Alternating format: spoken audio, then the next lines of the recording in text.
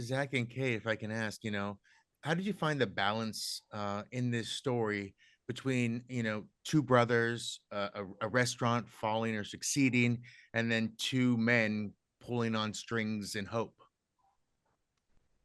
I mean, it's a tremendous amount of work to have 8 hours worth of story. We kind of knew where we wanted to start and we kind of knew where we wanted to end, and had a great team of writers along the way, and worked extremely closely with Jude and Jason, and kind of, you know, Jude's character and Jason's character, they have a lot of ground to cover, but you have to kind of build slowly, and piece by piece by piece, by crack by crack by crack, they both kind of succumb to the pressure they're under. So it was just about like finding the story and then finding the tone to take so that they could kind of walk their paces to get to like where they wanted to be at the end. And we were constantly on set kind of juggling the, how much can Jake take? Like, can he take this on? How much, like, how shitty can Vince be? Can this really keep happening to keep the audience engaged, but also to keep the characters, standing till the end?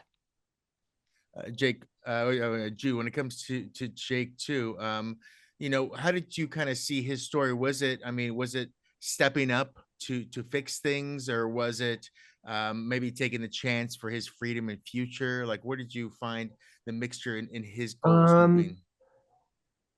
we talked a lot about him being someone who was trying to do better, trying to improve himself, trying to improve his life, trying to step forward and sort of free himself from perhaps shadows that he'd been living in and under previously.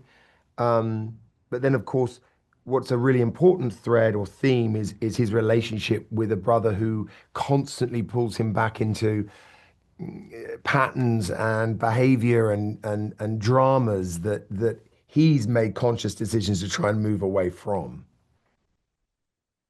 Zach, if I can ask you, what was something about the relationship you saw between Jude and Jason that kind of made your words resonate more, that made you kind of really see the characters a little more clearly?